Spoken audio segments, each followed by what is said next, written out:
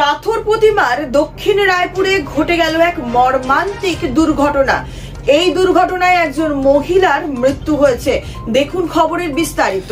দক্ষিণ চব্বিশ পরগনা জেলার পাথর প্রতিমা ব্লকের দক্ষিণ রায়পুর গ্রাম পঞ্চায়েতের সরলদাহ সংলগ্ন এলাকায় বিদ্যুৎ খুঁটিতে জিও গাড়ির ধাক্কা। ঘটনাস্থলে মৃত এক অপরিচিত মহিলা, আহত 5 জন।